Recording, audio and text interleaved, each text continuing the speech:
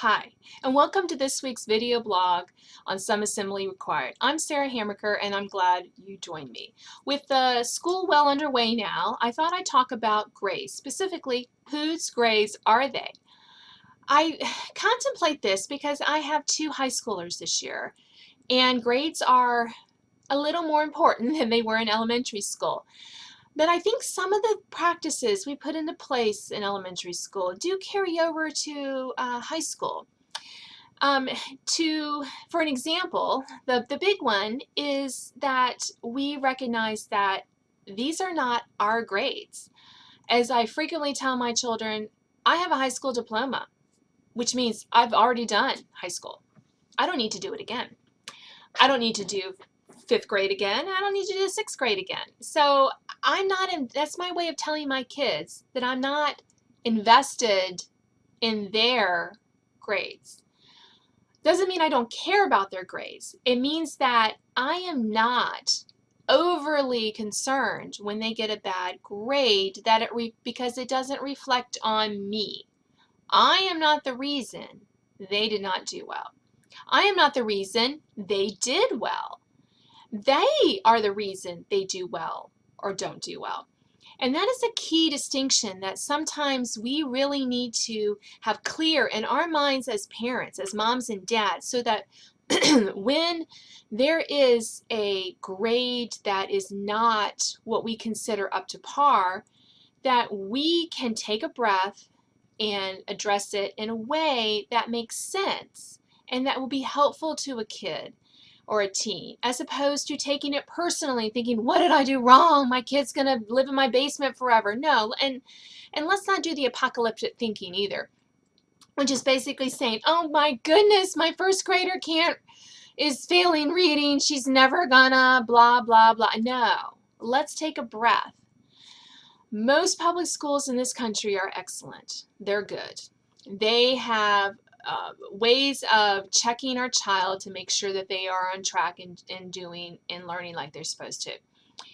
If you have questions about your child's ability to learn, there are resources available for that. There are plenty of websites out there that will help you navigate whether your child needs extra help. So there's some, and you talk to your teachers because your teachers are your greatest resource. If your child is consistently not doing well in a particular subject, then yes, talk to your teacher and see, not accusing the teacher, you're not teaching, but talk to them and see if perhaps maybe further testing is needed.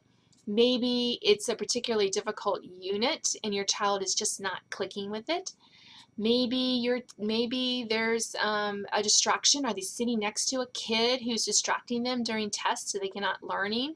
You can do a little detective work when a consistency basis, but too often our children get one bad grade and we blow up. We act like we're like the volcano that just explodes.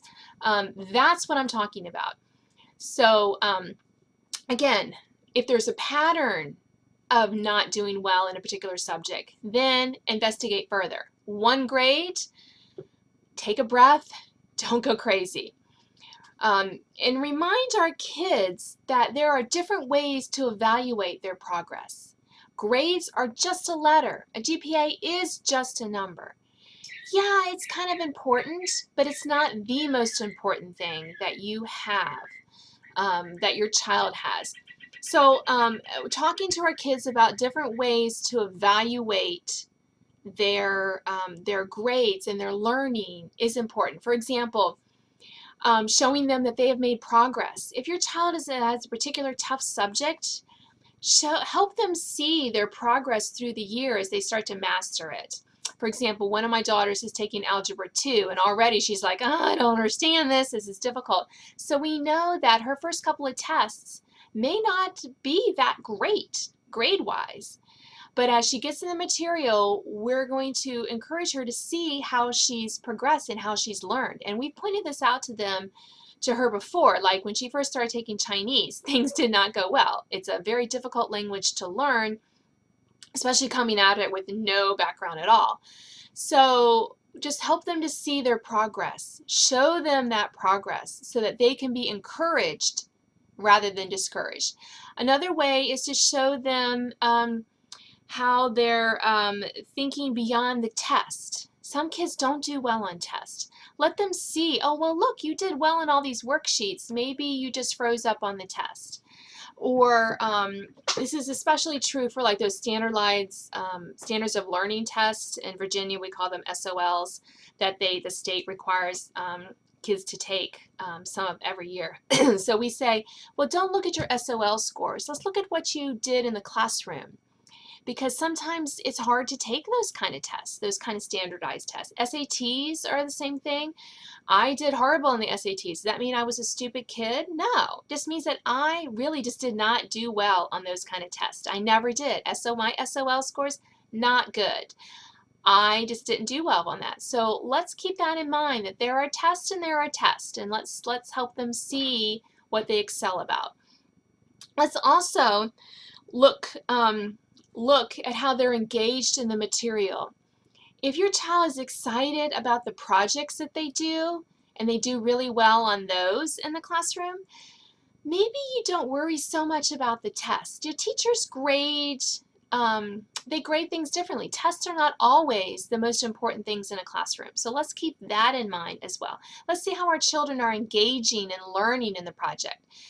And above all, let's keep in mind, what is the goal of school? Yes, it's to learn. It is to learn. But it's also to help our kids learn to love learning, right?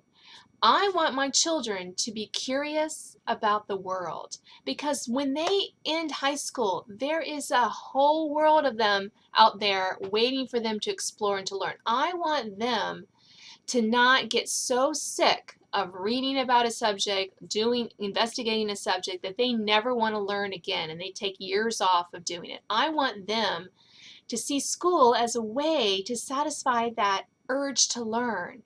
And I want us at home to not be so focused on an overall grade, but to be focused on listening to them talk about that project they really loved, that aspect of math that fascinated them, even though their overall math grade maybe wasn't that great. Let's foster that love of learning in our children, even in high school. Let's help them to see that, yes, it's important, but it's not the most important thing. There are a lot of colleges out there, and our kids don't need to get into the top ones to have a full, successful, enjoyable, fruitful life. So let's keep that in mind too, that if your child is not doing stellar A work, but they're engaged in their subjects and they're learning and they're trying their best. That's the other thing to think. If your kid is really trying his or her best and just is not going to get above a C+ in a class, that should be okay. We should look at that and go, I know you did your best. And that's great. Because some classes are going to be extra tough for our kids. In some classes, they're going to struggle to get a C+ or even a solid C. And we should be okay with that. So remember, they're not our grades.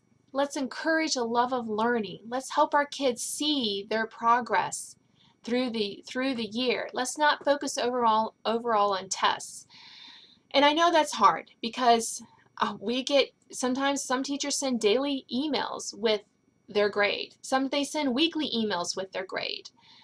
I tend to ignore them until the interim and then the quarter. And then I'm like, okay, I see how you're doing, because I don't need to know how they're doing week to week. They're already stressed enough, our high schoolers. Let's give them a break, and our middle schoolers too. Let's let them figure out what they're doing. Keep an eye, listen to them, engage them in conversation about their academics, and let's ease off on the grades. Remember, they're not all grades, and grades are not the be-all end-all. Let's not have our kids defined by what their grade says. Let's let them be defined by how they engage learning, how they grow, and all those other characteristics of good citizenship and a good person that we want our kids to be. Well, I thank you for joining me for this week's video blog on Some Assembly Required. I'll see you next week.